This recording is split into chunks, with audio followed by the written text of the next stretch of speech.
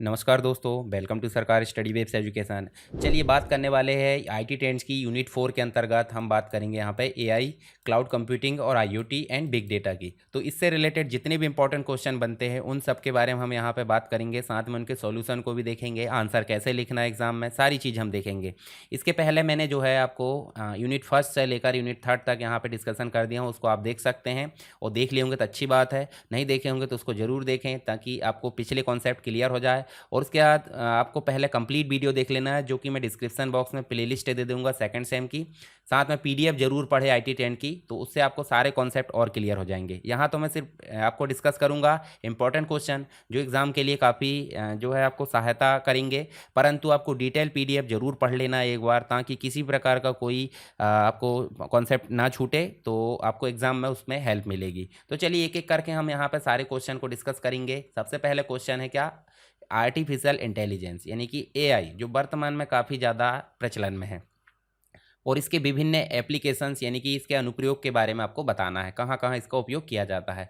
तो आप एआई की बात करें तो आपको दिमाग में आ गया होगा चैट जीपीटी, ठीक है। इसके अलावा आपको कोपायलट आ गया होगा, जेमिनी आ गया होगा, कुछ लोग जानते होंगे कुछ लोग नहीं। चैट जीपीटी को हर कोई जानता होगा। तो इनका अच्छे से उपयोग कैसे करना है, मैं ऑफिस वर्क एक्सपर्ट वाला जो कोर्स है उसमें अच्छे से सिखाऊंगा। तो उसको आप जो है ज्वाइन कर सकते हैं, आप कहीं से भी किसी भी जगह से उसको सीख सकते हैं, ठीक है। आप मोबाइल नंबर दिया होगा उस पर मैसेज करिए, मैं उसके बारे में सारी डिटेल आपको बता दूंगा, एआई कैसे मतलब उपयोग करना है अच्छे से। तो सबसे पहले आर्टिफिशियल इंटेलिजेंस क्या है, यानी कि हम सीधे सीधे बात करें, यहाँ पे मैं दिखाऊं, जब मशीन मशीन इंसान के जैसे काम करने योग्य कैपेबल बनाई जाए, या इंसान के काम करने के ढंग को मशीन में अप्लाई किया जाए, तो उसे हम बोल देंगे एआई, ठीक है। तो यहाँ पे आप देखिए, इसे हिंदी में कृत्रिम बुद्धिमत्ता कहा जाता है। एक ऐसी तकनीकी ब्रांच है जिसमें कंप्यूटर और मशीनों को मानव जैसे बौद्धिक कार्य करने की क्षमता प्रदान करने के लिए काम करती है। इसमें मनुष्य के जैसे सोचने, समझने, सीखने और समस्या सुलझाने, निर्णय लेने और अपना एक्सपीरियंस को सुधारने की क्षमता यहाँ पे डेवलप किए जा रही मशीन में। तो इसी को बोल देना है आर्टिफिशियल इंटेलिजेंसी, ठीक है। एआई का उद्देश्य कंप्यूटर सिस्टम को ऐसे कार्य करने के लिए सक्षम बनाना जो मानव मस्तिष्क करता हो, ठीक है। इंटेलिजेंस वाला सारी चीज़ें, यानी कि यहाँ पे machine learning, deep learning, neural network और नेचुरल लैंग्वेज प्रोसेसिंग देखने को मिल जाता है। एनएलपी, एनएलपी आप कैसे समझ सकते हैं, एनएलपी मतलब आप एलेक्सा, गूगल का उपयोग करते, गूगल असिस्टेंट का, ठीक है। तो ये सारी चीज़ एनएलपी की श्रेणी में आ जाती है। तो आप इस प्रकार समझ सकते हैं। इसके कुछ एप्लीकेशन देखिए। ऑटोनोमस व्हीकल, ऑटोनोमस व्हीकल का मतलब क्या हो जाता है, ऑटोमेटिक कार, यानी कि बिना ड्राइवर के कार और ड्रोन, मतलब जो है ड्रोन में इसका उपयोग किया जा रहा है, ऑटोमेटिक चल रहा है, बिना मानव के हस्तक्षेप के सड़क पर चलने और उड़ने में ये सक्षम हो जाते हैं, जिसमें आपको ये एआई द्वारा संचालित सिस्टम, सेंसर और कैमरे के माध्यम से ये सारी चीज़ें मेंटेन करते हैं। उसके बाद है चैटबॉट और वर्चुअल असिस्टेंट। चैटबॉट का मतलब क्या हो जाता है, मैं आपको दिखाता हूँ। जैसे आप उदाहरण के लिए यहाँ चलें तो मैं आपको चैटबॉट दिखाता हूँ। देखिए चैटबॉट का एग्जांपल क्या है, जैसे चैटबॉट की बात करूं मैं, तो जैसे वेबसाइट में आप जाओगे तो ऑटोमेटिक आपको चैटबॉट देखने को मिल जाता है, कि आप अपने हिसाब से देखिए उसका उपयोग कर सकते हैं। जैसे आप फ्लिपकार्ट में जाओगे तो चैटबॉट आपको देखने को मिल जाता है, आप अपने क्वेश्चन डालिए, उधर से आंसर आते रहता है ऑटोमेटिक। तो ये क्या है, एआई आधारित एप्लीकेशन है। इसके बाद आप देखोगे तो हेल्थ केयर के क्षेत्र में एआई बेस्ड डायग्नोस्टिक टूल आपको देखने को मिल जाता है, जो कैंसर है, हार्ट की बीमारी है और अन्य गंभीर जो डिसीज़ है उसके डायग्नोस्टिक के लिए इस्तेमाल किया जाता है। फिर मशीन लर्निंग की बात करें डेटा एनालिसिस के लिए, तो मशीन लर्निंग के लिए यहाँ पर काफ़ी उपयोग किया जा रहा है। जैसे आप देखोगे रिकमेंडेशन सिस्टम देखने को मिल जाता है नेटफ्लिक्स और अमेजन में, स्पैम फिल्टर है, फ्रॉड डिटेक्शन सिस्टम है, ये सारी चीज़ें मशीन लर्निंग के अंतर्गत आ जाती है। कंटेंट एंड मार्केटिंग के लिए आप एआई का उपयोग आज की डेट में बहुत सारे जो कंटेंट क्रिएशन है, इसके अलावा देखोगे तो personalized advertising, consumer behaviour prediction है, ये सारी चीज़ों के लिए इसका उपयोग कर सकते हैं। स्मार्ट होम बनाने के लिए जैसे आईओटी का उपयोग किया जाता है, स्मार्ट डिवाइसेस को आपस में कनेक्ट कर दिया जाता है सेंसर के माध्यम से, जिससे सारी चीज़ें मेंटेन होती है। फाइनेंशियल सर्विस की बात करें, ऑटोमेटेड ट्रेडिंग देख सकते हैं, क्रेडिट स्कोरिंग, रिस्क एनालिसिस है, फ्रॉड डिटेक्शन, ये सारी चीज़ आपको देखने को मिल जाती है एआई के अंतर्गत। फिर उसके बाद है लैंग्वेज ट्रांसलेशन, एक लैंग्वेज से दूसरी लैंग्वेज में आसानी से ट्रांसलेट किया जा सकता है एआई के माध्यम से। मिलिट्री एंड डिफेंस की बात करें तो इसमें भी स्मार्ट रॉकेट और ड्रोन की ज़रूरत यहाँ पर पड़ने लगी है और उपयोग किया जाने लगा है। और एग्रीकल्चर की बात करें तो एग्रीकल्चर जो है आप देख सकते हैं, एग्रीकल्चर में आपको बहुत सारी चीज़ों के लिए, जैसे फसल के स्वास्थ्य के लिए निगरानी और जो बारिश का पैटर्न पूर्वानुमान लगाने के लिए, ये सारी चीज़ों के लिए एआई का उपयोग किया जाने लगा है। तो एआई क्या है, एआई के एप्लीकेशंस हमने देखें, आई होप आपको समझ में आ गए होंगे। इन सारी चीज़ों को आप अपने एग्जाम में पॉइंट टू पॉइंट इंफ्रास्ट्रक्चर बनाकर, जैसे मान लीजिए मैंने आपको एप्लीकेशंस बताया, ठीक है, तो एप्लीकेशंस को आप कैसे लिख सकते हैं, ऐसे पहले दर्शा दो डायग्राम के माध्यम से, ठीक है, इस प्रकार से, और सबको फिर एक बार मैं समझा दो, एक एक करके पॉइंट डाल के। सीधे समझाने नहीं लगना, ऐसे मैंने पहले भी समझाया हूँ आंसर कैसे लिखना उसमें, तो आप उस वीडियो को देख लेना। इसके बाद है एक्सपर्ट सिस्टम क्या है। तो एक्सपर्ट सिस्टम का मतलब क्या है भाई, एक्सपर्ट सिस्टम मतलब जिसमें बहुत सारी क्वालिटी हो। तो एआई के अंतर्गत एक एप्लीकेशन है। उदाहरण के लिए यहाँ पे मान लीजिए हमारे पास में बहुत सारे पर्सन, जैसे डॉक्टर हो गया, ठीक है, डॉक्टर के अलावा एडवोकेट हो गया, इंजीनियर हो गया, या अलग अलग क्षेत्र के अलग अलग विशेषज्ञ यहाँ हो गए, जिन्होंने अपना अपना ज्ञान यहाँ पे प्रदान किया, नॉलेज दिया, तो वो एक डेटाबेस में स्टोर हो गया। डेटाबेस को हमने बोल दिया नॉलेज बेस, यानी कि सभी लोगों के नॉलेज को हमने नॉलेज बेस में स्टोर कर लिए। फिर उसके बाद यहाँ पर रूल इंजन होता है। रूल इंजन डिफाइन करता है कि यूज़र के इंटरफेस को किस प्रकार मैनेज करना। अब यहाँ हो गया हमारा यूज़र। अब यूज़र सर्च करना चाहता है कि मकान बनाना, उसको क्या चाहिए, मतलब एक प्रकार से नक्शा बनाने में हेल्प चाहिए, या उसके स्ट्रक्चर या फिर मकान बनाने में उसको हेल्प चाहिए। तो ये यूज़र है, नॉन एक्सपर्ट है, इसको ज़रूरत है गाइड की। तो यहाँ पे ये इनपुट करेगा तो यूज़र इंटरफेस है, और ये रूल इंजन में जाएगा, यहाँ से ये सर्च करेगा नॉलेज बेस में, और उसके आधार पर इसका जो एडवाइस है वो यहाँ पे उसके लैपटॉप में, डिवाइस में देखने को मिल जाती है। तो एक्सपर्ट सिस्टम यही काम करता है, अलग अलग लोगों के जो डाटा है उसको स्टोर करेगा, ताकि वो बहुत ज़्यादा नॉलेजफुल हो जाए। नॉलेजफुल है इसलिए तो उसका नाम एक्सपर्ट सिस्टम है। तो यहाँ पे एक प्रकार का आर्टिफिशियल इंटेलिजेंस सिस्टम है, जो किसी विशेष डोमेन या विशेष क्षेत्र में विशेषज्ञों की तरह निर्णय लेने, प्रॉब्लम को सॉल्व करने और ज्ञान प्रदान करने की क्षमता रखता है, ठीक है। यह एक सिस्टम मानवीय विशेषज्ञ की तरह काम करता है। मान लो मानव नहीं है, तो इस एक्सपर्ट सिस्टम की ज़रूरत से हम क्या कर सकते हैं, या सहायता से बहुत सारा काम कर सकते हैं। तो यहाँ देखिए नॉलेज बेस होता है, इन्फरेंस इंजन होता है, ठीक है, यूज़र इंटरफेस, ये सारे इसके घटक होते हैं। तो घटक भी आप समझा सकते हैं, जैसे कंपोनेंट्स में देखोगे तो एक एक करके आप इनको समझा सकते हो, ठीक है। इसके अलावा हम बात करेंगे इसके उपयोग की। तो कहाँ उपयोग किया जाता है, तो हेल्थ केयर में आप देखोगे डायग्नोसिंग डिसीज़ के लिए, मतलब रोगों के निदान के लिए इसका उपयोग किया जाता है। ट्रीटमेंट रिकमेंड के लिए, बीमारी के आधार पर ट्रीटमेंट कौन कौन से किए जाने हैं उसके लिए भी एक्सपर्ट सिस्टम काम करता है। फाइनेंस के क्षेत्र में देखोगे तो credit score and loan approval के लिए इसका उपयोग किया जाता है। इन्वेस्टमेंट एडवाइजरी, यानी निवेश की सलाह देने के लिए इसका उपयोग किया जाता है। एग्रीकल्चर यानी खेती के क्षेत्र में देखोगे तो पेस्ट कंट्रोल मतलब कृषि में कीट नियंत्रण की ज़रूरत यहाँ पे पड़ती है, तो उसके लिए इसकी ज़रूरत पड़ती है।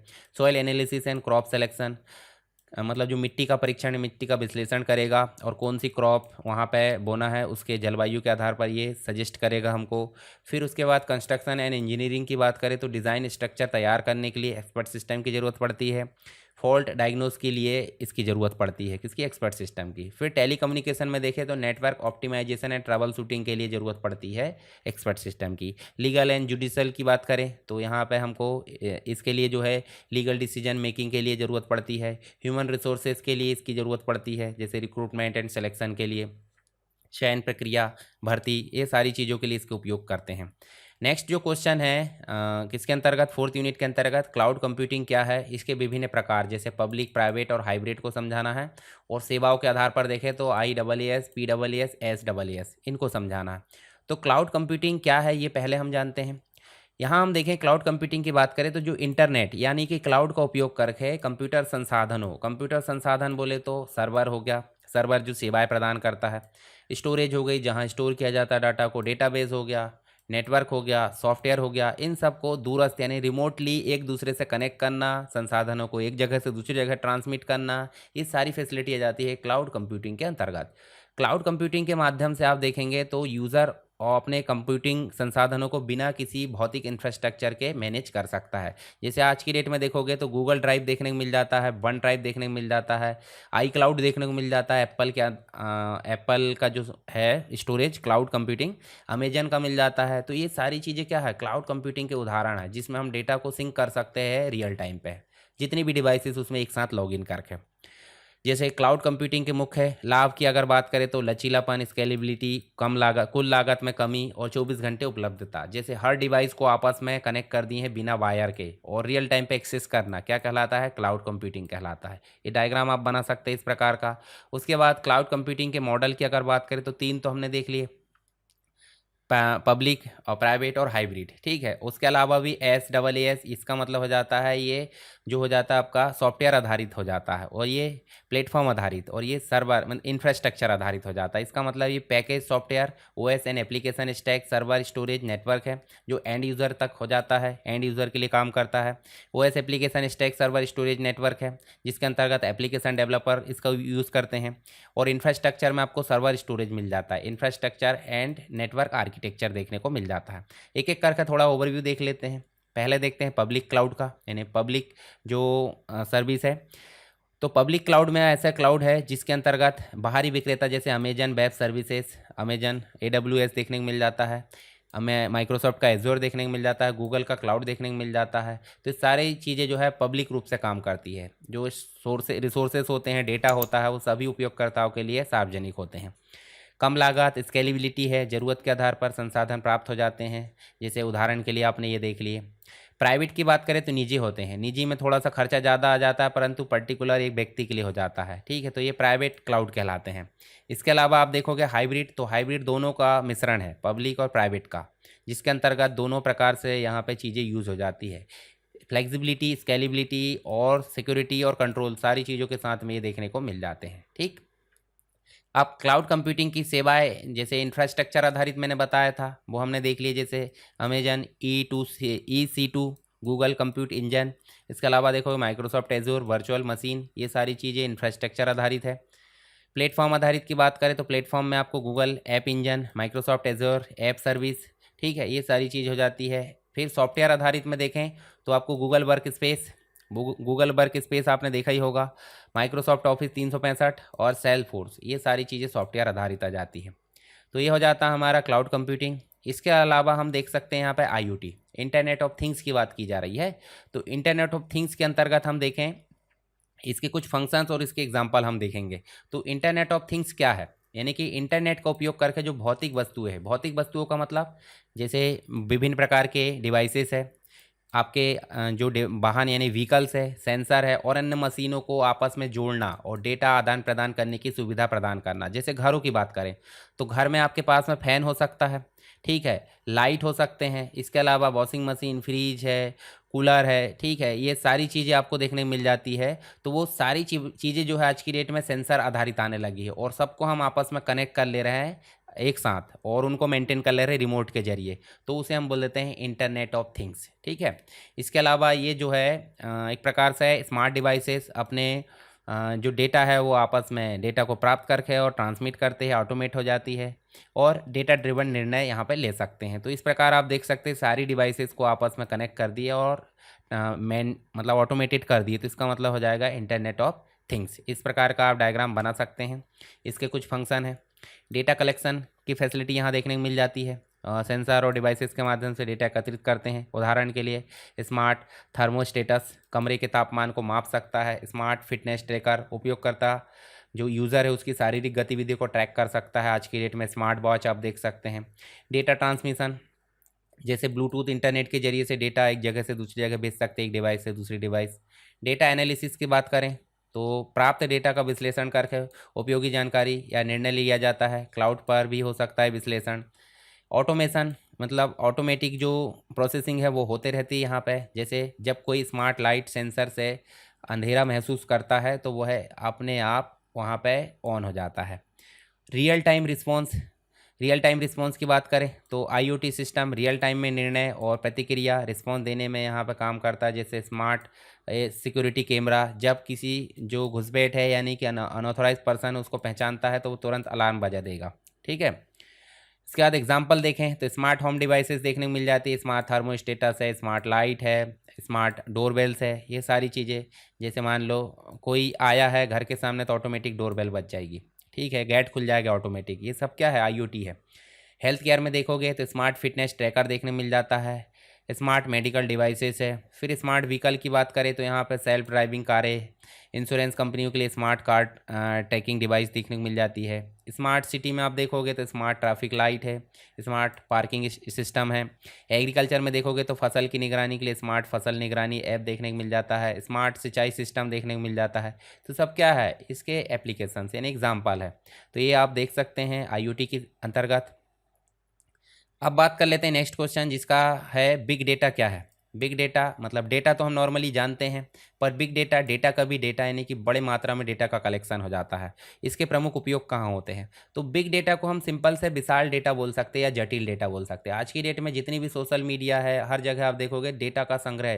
यानी यूट्यूब आप देख सकते हैं, यूट्यूब में हर दिन कितने वीडियो अपलोड होते हैं, तो वो क्या है, डेटा नहीं है, वो बिग डेटा है। बिग डेटा को 4VS से हम जो है एक प्रकार से बता सकते हैं या डिनोट कर सकते हैं। तो वॉल्यूम, वेराइटी, वॉलेसिटी और वेरासिटी, इन सभी चीज़ों के कलेक्शन को 4VS के आधार पर इसको समझा जा सकता है। तो बिग डेटा मतलब जितने भी चीज़ का डाटा, जैसे कि नेटवर्क का डाटा है, कलेक्शन, स्टोरेज, रिसर्च है, एनालिसिस है, वॉल्यूम है, क्लाउड टेक्नोलॉजी है, विजुअलाइजेशन, इन सब का डेटा अगर बोले तो वो कहलाता है बिग डेटा। अब बिग डेटा को हम समझ सकते हैं 4V से।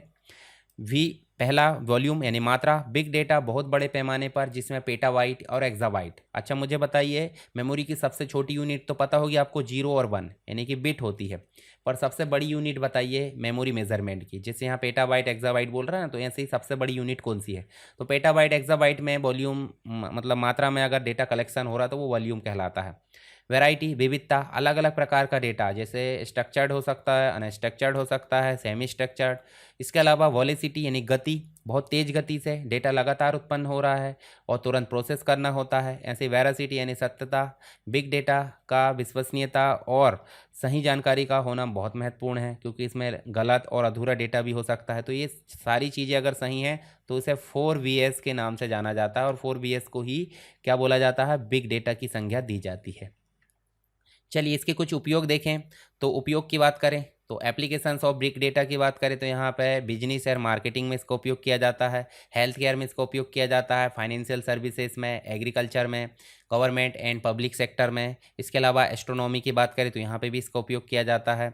सिक्योरिटी एंड इमरजेंसी मैनेजमेंट के अंतर्गत, साइंस एंड रिसर्च के अंतर्गत इसका उपयोग किया जाता है। अब ये सारी चीज़ आप पढ़ लेना, मैं सारी जो क्वेश्चन है इंपॉर्टेंट और उनके सॉल्यूशन, उनकी PDF आपको दे दूंगा, नीचे आप देख लेना। कमेंट बॉक्स में जाकर देख सकते हैं, इसकी लिंक मैं दे दूंगा, या फिर आप टेलीग्राम में जाकर देख लेना। ये तो हो गया हमारी यूनिट 4 के अंतर्गत इंपॉर्टेंट क्वेश्चन और उनके सॉल्यूशन की बात करें हमने। आपको वीडियो पसंद आए तो वीडियो को लाइक करें, अपने दोस्तों के साथ शेयर करें, और किसी भी प्रकार का कोई डाउट है कमेंट बॉक्स में ज़रूर बताएं। वीडियो पर नए हैं तो आप चैनल को सब्सक्राइब कर लीजिए और आने वाले वीडियोज़ की नोटिफिकेशन के लिए बेल आइकन को क्लिक कर लीजिए। चलिए यहाँ पे हम बात कर लेते हैं यूनिट 5 यानी कि IT ट्रेंड्स के अंतर्गत यूनिट 5 है, जिसके अंतर्गत हमको देखना है मैनेजमेंट इंफॉर्मेशन सिस्टम, जिसे हम सिंपल बोल देते हैं शॉर्ट में MIS। तो इसके अंतर्गत हम यहाँ पे चीज़ें देखने वाले हैं। तो इसमें सबसे पहले इंपॉर्टेंट क्वेश्चन हम देखेंगे, उसके पहले मैं बता दूँ इसका कंप्लीट वीडियो IT ट्रेंड का आपको प्लेलिस्ट में मिल जाएगा, उसको जाकर जरूर देखें, उसकी कंप्लीट PDF जरूर पढ़ें, ठीक है, ताकि आपको एक आइडिया हो जाए सारी चीज़ों का और इम्पॉर्टेंट क्वेश्चन हल करने में आपको मदद मिले। क्योंकि मैं यहाँ पे आपको इंपॉर्टेंट क्वेश्चन और उसको हल कैसे करना वो सारी चीज़ें बता रहा हूँ, पर आपको कंप्लीट वीडियो देख लोगे और PDF पढ़ लोगे तो फुल नॉलेज यहाँ पे हो जाएगा और आपका एग्ज़ाम बहुत अच्छा जाने वाला है। तो यहाँ देखिए पहला क्वेश्चन, MIS क्या है और यह बिजनेस में कैसे उपयोगी है। सबसे पहले बात करें MIS की, तो MIS मतलब मैनेजमेंट इंफॉर्मेशन सिस्टम इसका पूरा नाम हो जाता है। और इसके अंतर्गत हम सिंपल सी बात है, डेटा, कोई भी डेटा हो जिस पर काम करना, कोई व्यापार मान लीजिए, उसके डेटा को हमने एकत्रित करें यानी कि कलेक्ट करें, एकत्रित करें, उसके बाद उसको प्रोसेस करें और उसको हमने प्रोवाइड करें, ठीक है। तो ये 3 चीज़ें मुख्य रूप से की जाती है, डेटा का कलेक्शन, डेटा का प्रोसेसिंग और डेटा का वितरण यानी एनालाइज करना जो भी, तो उसके लिए डिज़ाइन किया जाता है। MIS मुख्य रूप से इसी पे काम करता है। तो इसका मुख्य उद्देश्य जो मैनेजर्स होते हैं उसको निर्णय लेने में सहायता प्रदान करना। जब हमारे पास में इंफॉर्मेशन सही होगी, प्रोसेस्ड होगी, हाँ मतलब एनालाइज की हुई होगी, तो हमको निर्णय लेने में काफ़ी आसानी रहेगी। तो डेटा को सही समय पर सही रूप में उपलब्ध कराना किसका काम हो जाता है, MIS का, जिससे जो प्रबंधक होते हैं, जो मैनेजर्स होते हैं, मैनेजमेंट होता है, उसको रणनीतिक और ऑपरेशनल निर्णय लेने में काफ़ी सहायता मिल जाती है। इसके अलावा आप देखोगे तो आपको MIS का कार्य देखें तो संगठन के संचालन के लिए इसका उपयोग किया जाता है। संगठन मतलब जो आपका ऑर्गेनाइजेशन है, जो संस्थान है, उसके संचालन के लिए, उसकी प्रोग्रेस के लिए, ठीक है। उसके बाद उसके भविष्य की योजना बनाने के लिए एमआईएस की मदद ली जाती है, जिसमें रॉ डेटा को स्मार्ट जानकारी में, स्मार्ट इन्फॉर्मेशन में परिवर्तित करने का काम किया जाता है। सिंपल सी बात, आपके पास में डेटा कैसा है, रॉ डेटा, यानी कि डाटा अव्यवस्थित हो सकता है, कच्चा डाटा, उसको प्रोसेस किया जाना और उसको कैसे बदलना, स्मार्ट इन्फॉर्मेशन में। तो जो बीच में जो सिस्टम काम कर रहा है वो हो गया आपका एमआईएस। तो एमआईएस मुख्य रूप से रॉ डेटा को स्मार्ट इन्फॉर्मेशन में बदलने का काम करता है, जिसका मुख्य उद्देश्य डेटा का कलेक्शन, डेटा की प्रोसेसिंग और डेटा का वितरण यानी कि डिस्ट्रीब्यूशन। चलिए यहाँ पे देखें इसकी कुछ विशेषताएं हैं। डेटा संग्रहण, डेटा संग्रहण का मतलब डेटा का स्टोरेज, जैसे कि सेल्स है, प्रोडक्शन है, फाइनेंस है, ह्यूमन रिसोर्सेज है और अन्य जो डिपार्टमेंट है उससे डेटा का कलेक्शन यहाँ पे होता है। फिर प्रोसेसिंग, यानी कि उपयोगी और समझने योग्य इन्फॉर्मेशन में परिवर्तित करना। फिर उसके बाद वितरण, बोले तो रिपोर्ट, डैशबोर्ड और ग्राफ के आधार पर इनको वितरण किया जाएगा, ताकि जो प्रबंधक है उनके लिए उपयोगी हो सके। और निर्णय लेने में सहायता करता है। मानव संसाधन, मतलब जिस प्रकार से जो रिसोर्सेस है उनको आवंटित करना, बजट मैनेजमेंट है, कार्यक्षमता में सुधार, ये सारे काम करता है। अनुकूलन और निगरानी, यानी कि एमआईएस जो है संगठन के प्रदर्शन को ट्रैक करता है, आवश्यकता पड़ने पर सुधारात्मक कदम उठाने के लिए डेटा प्रदान करता है। ये बिजनेस में एमआईएस का उपयोग कैसे किया जाता है, तो ये निर्णय लेने में सहायता करता है, इसके बारे में आप बता सकते हैं। उसके बाद आप देखोगे तो ये संसाधनों का प्रबंधन करता है, जो परफॉर्मेंस है या जो भी आपका एक प्रकार से डिस्प्ले हो रहा है रिपोर्ट, उसकी ट्रैकिंग करता है। वित्तीय विश्लेषण और रिपोर्टिंग के लिए काम करता है, योजना और पूर्वानुमान के लिए काम करता है, संचालन की दक्षता में सुधार करता है। इसके अलावा आप देखोगे तो आपको जो है ग्राहक सेवा सुधार देखने को मिल जाता है, मार्केटिंग और बिक्री में ये सहायता करता है। तो ये सारी चीज़ हमको देखने को मिल जाती है एमआईएस के जो बिजनेस है उसमें उपयोग। इसके अलावा इसके कुछ प्रकार होते हैं, तो प्रकार हम इस डायग्राम से समझते हैं। सबसे ऊपर देखोगे तो आपको डिसीजन सपोर्ट सिस्टम देखने को मिल जाता है। डिसीजन सपोर्ट सिस्टम के बाद यानी स्ट्रैटेजिक मैनेजमेंट हो जाता है। उसके बाद जो निर्णय है वो कहाँ आएगा, एमआईएस में। टेक्टिकल जो आपका मैनेजमेंट है, जिसे एमआईएस मैनेजमेंट इंफॉर्मेशन सिस्टम बोल देते हैं। फिर सबसे नीचे वाला जो चीज़ें होती है, जो डिपार्ट होता है, वो कहलाता है ऑपरेशनल मैनेजमेंट, जिसमें ट्रांजेक्शन प्रोसेसिंग सिस्टम देखने को मिल जाता है।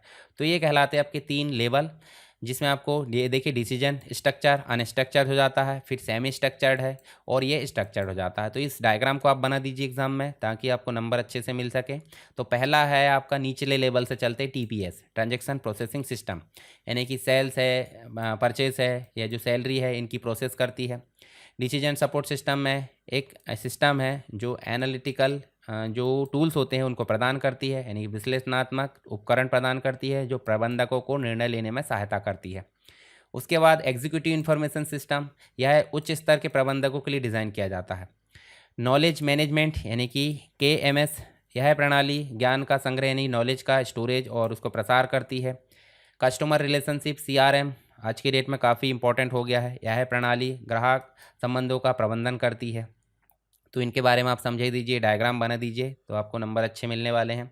अब बात करते हैं एचडीएलसी की, सिस्टम डेवलपमेंट लाइफ साइकिल, और इसके विभिन्न फेजेस को बताइए। सबसे पहले बात कर लेते हैं एचडीएलसी है क्या। चलिए हम यहाँ पे एचडीएलसी के बारे में समझते हैं। ये देखिए आपको एक डायग्राम दिख रहा है। ये डायग्राम में आप देखोगे तो मैं आपको दिखाता हूँ यहाँ पे डायग्राम। सबसे पहले बात कर लेते हैं यहाँ पे प्लानिंग की। मतलब आप देखोगे तो प्लानिंग के अंतर्गत आपको क्या देखने को मिलेगा, नॉर्मली आप देखोगे तो प्लानिंग में आपको देखने को मिलेगा कि क्या करना है, क्या करना है, सारी चीज़ें यहाँ पे कैसे करना, सब चीज़ें यहाँ डिफाइन कर ली जाती है। दूसरा स्टेप हो जाता है रिक्वायरमेंट, जो भी चीज़ आप कर रहे हो उसके लिए क्या क्या ज़रूरत पड़ती है, बहुत सारी चीज़ें हमको यहाँ पे चाहिए, डेटा की चाहिए, प्लान मतलब जो भी संसाधन रिसोर्सेज। उसके अलावा आपको डिज़ाइन करना है, डिज़ाइन और प्रोटोटाइप मॉडल तैयार करना है। उसके बाद चौथे नंबर पे आपको डेवलपमेंट की ज़रूरत पड़ती है, अगर आपका सिस्टम है उसके हिसाब से। फिर बन गया है तो उसकी टेस्टिंग की ज़रूरत पड़ती है, टेस्ट करके देखना पड़ेगा, और उसको फाइनली जो है सेटअप करना पड़ेगा। सेटअप करने को बोल देते हैं डिप्लॉयमेंट करना। फिर बाद में जो कंटिन्यू चलता है वो ऑपरेट होना और मेंटेनेंस, समय समय पे कोई दिक्कत आती है तो उसको मेंटेन करना। इसके विभिन्न प्रकार होते हैं, तो मैं आपको प्रकार भी दिखा देता हूँ। स्पायरल मॉडल होता है, वाटरफॉल मॉडल होता है, जैसे मान लीजिए यहाँ पे आप देखोगे तो ये देखिए आपको वाटरफॉल मॉडल देखने को मिलेगा, जिसमें आपको प्लानिंग के बाद रिक्वायरमेंट देखने को मिल जाएगी। ठीक है, यहाँ देखोगे प्लानिंग के बाद क्या मिल जाएगी, रिक्वायरमेंट, रिक्वायरमेंट के बाद डिज़ाइन मिल जाएगा, डेवलपमेंट मिल जाएगा, टेस्टिंग मिल जाएगी, उसके बाद डिप्लॉयमेंट और मेंटेनेंस। तो ये वाटरफॉल मॉडल हो जाता है। इसके अलावा आप देखोगे तो आपको स्पायरल मॉडल भी देखने को मिलेगा। देखिए स्पायरल मॉडल के अंतर्गत पूरा चक्र हो जाता है। तो एक सिंपल हम समझ सकते हैं, सिंपल क्या कि भाई जो सिस्टम होता है, सिस्टम की प्लानिंग, यानी कि नए सिस्टम जब हम सिस्टम तैयार करते हैं तो नए सिस्टम की प्लानिंग से लेकर मेंटेनेंस तक की जितनी भी प्रोसेस या जितने भी स्टेप्स आ जाती है उन सब के स्टेप्स के कलेक्शन को हम बोल देते हैं SDLC, system development life cycle. इसके विभिन्न चरण हमने देख लिए, 7 लगभग 6-7 होते हैं। तो हम सीधे बोल सकते हैं एक है स्ट्रक्चर्ड प्रक्रिया है, स्ट्रक्चर प्रोसेस है जिसका उपयोग सॉफ्टवेयर और सूचना प्रणाली के निर्माण के लिए किया जाता है, यानी कि योजना बनाना, डिज़ाइन करना, निर्माण करना, उसकी टेस्टिंग करना और मेंटेनेंस करना, ये सारी प्रोसेस किसके अंतर्गत आ जाती है? SDLC के अंतर्गत आ जाती है। इसका मुख्य उद्देश्य क्या है? सॉफ्टवेयर के विकास को व्यवस्थित करना, नियंत्रित करना और उच्च गुणवत्ता और समय पर पूरा हो सके। तो यहाँ देखिए आपको क्या क्या मिल जाता है, रिक्वायरमेंट गैदरिंग एंड एनालिसिस। तो जो भी आपको ज़रूरत, जैसे कि मान लो उदाहरण के लिए उपयोगकर्ता और ग्राहक से आवश्यकता पड़ सकती है, आपको क्या क्या ज़रूरत है सारी चीज़ डाटा एकत्रित करना, सॉफ्टवेयर के कार्यात्मक और गैर कार्यात्मक जो आवश्यकता उसका विश्लेषण किया जाना, डॉक्यूमेंट तैयार करना, सिस्टम स्पेसिफिकेशन क्या है, ये भी सारी चीज़ें देखने को मिल जाती है। दूसरा हो जाता है सिस्टम का डिज़ाइन करना, मतलब रिक्वायरमेंट गैदरिंग एनालिसिस, ये सारी चीज़ हो जाती है प्लानिंग के बाद। उसके बाद आपको देखने को मिल जाता है सिस्टम डिज़ाइन। तो एक हाई लेवल डिज़ाइन हो जाता है और एक हो जाता है आपका लो लेवल डिज़ाइन, दो चीज़ें यहाँ देखने को मिल जाती है। फिर आपका सिस्टम में कोडिंग इम्प्लीमेंटेशन, जैसे कि अगर सिस्टम डेवलप कर रहे हैं तो आप कोई भी प्रोग्रामिंग का उपयोग करोगे, जैसे जावा, C++, पाइथन का। इसके दौरान कोडिंग करोगे, कोडिंग के मॉड्यूल तैयार करोगे, घटक। उसके बाद सारी चीज़ें करने के बाद टेस्टिंग करोगे, टेस्टिंग मतलब परीक्षण करना, जिसके अंतर्गत आपको यूनिट टेस्टिंग मिल जाती है, अलग अलग मॉड्यूल की टेस्टिंग, इंटीग्रेशन टेस्टिंग यानी सब मॉड्यूल को एक साथ जोड़कर, सिस्टम टेस्टिंग बोले पूरे सिस्टम की एक साथ टेस्टिंग, एक्सेप्टेंस टेस्टिंग मतलब आवश्यकता अनुसार जो है अंतिम स्वीकृति यहाँ प्रदान की जाती है। तो ये हो जाती है टेस्टिंग। इसके अलावा डिप्लॉयमेंट की बात करते हैं। डिप्लॉयमेंट यानी कि जब परीक्षण सफलतापूर्वक पूरा हो जाता है तो सॉफ्टवेयर को वास्तविक उपयोगकर्ता के लिए तैयार किया जाता है, यानी कि उसके जगह पर सिस्टम तैयार रखने की ज़रूरत पड़ती है। तो जब रखते हैं तो उस समय भी हमको एरर देखने को मिल जाती है कोई, तो यहाँ पे इसके लिए डिबगिंग किया जाता है। क्या किया जाता है? डिबगिंग किया जाता है। डिबगिंग मतलब एरर को हटाने की प्रोसेस। उसके बाद लास्ट में मेंटेनेंस और ऑपरेशन चलते रहता है। सुधार अपडेट, ये तो ज़िंदगी भर है। बग फिक्सिंग है, अपडेट सुधार है, सुरक्षा अपडेट है, ये सारी चीज़ें आपको देखने को मिल जाती है मेंटेनेंस के अंतर्गत। तो ये सभी स्टेप्स किसके अंतर्गत आ जाती है? SDLC। तो SDLC का ये डायग्राम जो मैंने दिखाया हूँ, आप कोई भी एक डायग्राम बना सकते हैं। ये वाला डायग्राम बना सकते हैं या फिर जो मैंने दूसरा दिखाया वो वाला। तो ये डायग्राम आप बना दोगे और उसके बाद एक एक करके समझा दोगे तो आंसर आपका ज़्यादा अच्छा लगेगा। नेक्स्ट आप देखोगे इसी में तो आपको कुछ मॉडल्स देखने को मिल जाते हैं SDLC के, जैसे मैंने दिखाया वाटरफॉल मॉडल जो स्टेप बाय स्टेप नीचे गिरते रहता है, V मॉडल देखने को मिल जाता है, इंक्रीमेंटल मॉडल देखने को मिल जाता है, स्पायरल मॉडल है, एगिल मॉडल है। तो इनको आप थोड़ा थोड़ा समझा सकते हैं। नेक्स्ट क्वेश्चन आपको देखने को मिल जाता है डेटा एनालिसिस। डेटा एनालिसिस क्या है, इसकी टूल्स को समझाइए। सबसे पहली बात तो हो जाती है डेटा एनालिसिस क्या है, तो डेटा का स्टोरेज करना, उसका ऑर्गेनाइज करना, उसको विश्लेषण करना, ये सारी चीज़ें कहलाती है डेटा एनालिसिस के अंतर्गत। और इसके लिए जिन टूल्स की आवश्यकता हो जाती है वो कहलाते हैं डेटा एनालिसिस के टूल्स। ठीक है, कौन कौन से हैं? जैसे डिसीजन टेबल है, ठीक है, डिसीजन टेबल के अलावा डिसीजन आपका ट्री हो सकता है और डेटा डिक्शनरी हो सकता है। ठीक, तो ये कहलाते हैं आपके, एक फ्लो चार्ट भी हो जाता है, DFD जिसे बोल देते हैं, डिसीजन एक प्रकार से डेटा फ्लो डायग्राम।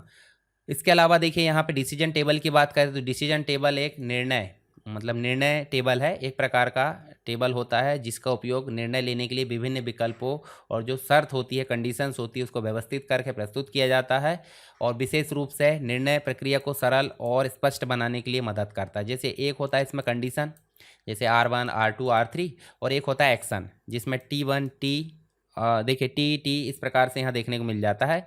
तो देखिए कंडीशन के अंतर्गत विड्रॉल जो भी कंडीशन है वो हमने लगा दिए, क्रेडिट ग्रांटेड कर दिए, और एक्शन के अंतर्गत उन एक्शन को एग्जीक्यूट कर दिए।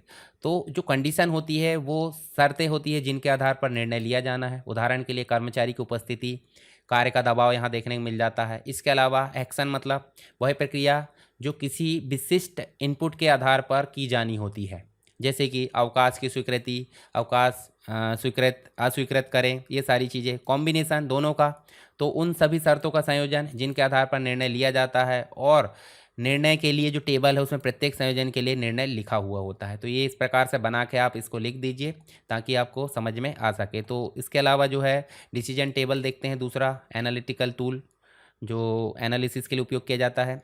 तो डिसीजन ट्री को निर्णय वृक्ष भी बोल सकते हैं, मतलब एक प्रकार से जो पेड़ होता है वो, तो एक ग्राफिक्स टूल होता है जो कि निर्णय लेने की प्रक्रिया को दृश्य रूप से यानी कि ग्राफिक्स रूप से प्रस्तुत करता है। और इसमें इंटरनल नोड टेस्ट को दर्शाता है और एक ब्रांच होती है। तो देखिए यहाँ मेन ब्रांच हम देख सकते हैं, मेन ब्रांच में ट्रू है तो इधर जाएगा, फॉल्स है तो इधर जाएगा। अगर यही चीज़ हम थ्योरी में लिखते रहें तो हमारा दिमाग खराब हो जाएगा, पर हमने कैसे दर्शाया, डायग्राम के तौर पर, ट्री के तौर पर। तो ट्रू है तो लेस एग, और उसके बाद इसमें भी ट्रू है तो वर्ड, और इसमें फॉल्स है तो मैमल। और यहाँ देखिए able to fly, has feathers, यहाँ देख सकते हैं ट्रू है तो वर्ड और नहीं है तो मैमल्स। इस प्रकार से हम निर्णय लेने के लिए डिसीजन ट्री का आसानी से उपयोग कर सकते हैं। तो इसके जो विभिन्न चीज़ है, संरचना, स्ट्रक्चर, रूट नोड होता है, इंटरनल नोड होता है, ब्रांचेस होती है, लेवल होती है, इनको आप लीव्स होती हैं, इनको समझा सकते हैं। तो देखिए इस प्रकार से ये भी दिया है, हालांकि डायग्राम के थ्रू बनाएंगे तो ज़्यादा अच्छा रहेगा। डेटा डिक्शनरी, तो डिक्शनरी मतलब नॉर्मली हमारे लिए डाटा, पर डिक्शनरी का भी डाटा होता है, उसे हम डेटा डिक्शनरी बोल देते हैं। जैसे कि यहाँ आप देखोगे तो उदाहरण के लिए यहाँ देखिए आपको डेटा डिक्शनरी देखने मिल जाएगी। डेटा है हमारे लिए जिसमें employee ID, first name, last name, ठीक है, सारी चीज़ें दी हुई है, पर इसका भी अपना एक डेटा है। तो उस डेटा को देखिए यहाँ पे हमने क्या दर्शाया है, स्ट्रक्चर है यहाँ पे। तो स्ट्रक्चर जो होता है आपका वो क्या कहलाता है, डेटा डिक्शनरी। डेटा का डेटा मतलब डेटा डिक्शनरी कहलाता है। तो इसको आप समझा सकते हैं, इसके कुछ संरचना है। जैसे कि उदाहरण के लिए हम देखें, डेटा के एलिमेंट होते हैं, डेटा के टाइप्स होते हैं, डेटा की लेंथ होती है, कांस्टेंट होते हैं, पॉसिबल वैल्यूज़ होती है, रेफरेंसेस होते हैं। तो ये कुछ संरचना है इसकी जो आप समझा सकते हैं। इसके अलावा यहाँ पे भी आपको एक स्ट्रक्चर दिया हुआ है। इसके अलावा एक और क्वेश्चन है जो आपको देखने को मिलेगा, MIS और डिसीजन सपोर्ट सिस्टम। जो हमने MIS के अंतर्गत कंपोनेंट से देखे थे, ठीक है, टाइप से देखे थे, वो हमको देखने को मिल जाता है, दो में अंतर। तो MIS मतलब मैनेजमेंट इंफॉर्मेशन सिस्टम, और DSS मतलब डिसीजन सपोर्ट सिस्टम। दोनों ही एक सूचना प्रणाली है जिनका उद्देश्य संगठन में बेहतर निर्णय लेना, सहायता करना, लेकिन इन दोनों के कार्य और उद्देश्य में कुछ प्रमुख अंतर होते हैं। जैसे उदाहरण के लिए देखें तो MIS की बात करें तो MIS जो है सूचना को एकत्रित करता है, प्रोसेस करता है और उसको प्रदर्शित करता है। तो ये चीज़ हमको देखने को मिल जाती है। इसका मुख्य उद्देश्य प्रबंधकों के लिए योजना बनाना, समन्वय करना, निर्णय कार्यों में मदद करना, कंपनी के विभिन्न विभागों से नियमित जानकारी प्रदान करना, और डेली यूज़ के लिए जो कार्य है, डेली के लिए जो कार्य है उसके लिए निर्णय लेने में मदद करना।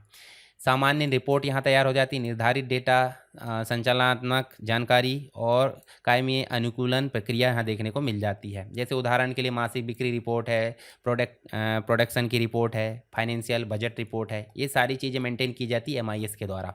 पर हम DSS की बात करें तो डिसीजन सपोर्ट सिस्टम क्या कहलाता है, एक प्रकार की सूचना प्रणाली जो विशेष रूप से कॉम्प्लेक्स और अनस्ट्रक्चर्ड डेटा और निर्णय निर्माण प्रक्रिया में सहायता प्रदान करती है। DSS विशेष रूप से उच्च लेवल के निर्णय और विश्लेषण के लिए विकसित किया जाता है, जैसे कि रणनीतिक योजना बनाना, वित्तीय निवेश, उसके अलावा भविष्यवाणी निर्णय, ये सारी चीज़ें यहाँ पे की जाती है। ठीक, तो इसके बारे में आप देख सकते हैं। विशेषताएं, सांकेतिक और विश्लेषणात्मक जो डेटा है उसके लिए काम करता है। अनस्ट्रक्चर्ड डिसीजन लेने के लिए, परिणाम आधारित निर्णय लेने के लिए इसका उपयोग किया जाता है। इसके बारे में आप दोनों में आप जो डिफ्रेंशिएट कर सकते हैं। जैसे मुख्य उद्देश्य की बात करें तो इसका उद्देश्य नियमित और संरचित जानकारी प्रदान करना, और ये जो है एक प्रकार से जटिल और अनस्ट्रक्चर्ड जानकारी को विश्लेषण के लिए काम करता है। प्रकार की जानकारी बोले तो नियमित और संरचित जानकारी, यहाँ अनुकूलित और संभावनाएं और भविष्यवाणियों के आधार पर काम करता है। यूजर्स की बात करें दैनिक प्रबंधन और संचालन के लिए, और ये उच्च लेवल के प्रबंधक और रणनीतिक निर्णय लेने के लिए यहाँ पे होते हैं। डेटा विश्लेषण की बात करें तो सरल और निर्धारित डेटा होता है, और ये जटिल, अनस्ट्रक्चर और जो विस्तृत यानी कि बड़े स्तर पर जो विश्लेषण होता है उसके लिए काम करता है। स्मार्ट निर्णय आमतौर पर सरल दिन प्रतिदिन के निर्णय होते हैं, यहाँ जटिल और असंरचित समस्याओं के लिए निर्णय होते हैं। फिर प्रतिक्रिया समय की बात करें, त्वरित और नियमित जानकारी, ये विश्लेषण और भविष्यवाणी में अधिक समय लगता है यहाँ पे। तो ये डिफरेंशिएट वाला टेबल भी बता सकते हैं और थोड़ा थोड़ा डिस्क्राइब कर सकते हैं। तो ये हो जाते हैं हमारे MIS से रिलेटेड जो इंपॉर्टेंट क्वेश्चन है जिनके साथ में हमने सॉल्यूशन देखे। तो यहाँ हो जाते हैं हमारे यूनिट 1 से लेकर यूनिट 5 तक के कंप्लीट इंपॉर्टेंट क्वेश्चन, साथ में उनके सॉल्यूशन। इसका कंप्लीट वीडियो आप देख लीजिए और उसकी PDF पढ़ लीजिए। वीडियो में कोई डाउट है कमेंट बॉक्स में बताइए, और वीडियो पसंद आया है तो आप लाइक करके अपने दोस्तों के साथ शेयर कीजिए। तो चलिए मिलते हैं नेक्स्ट क्लास में, तब तक के लिए जय हिंद।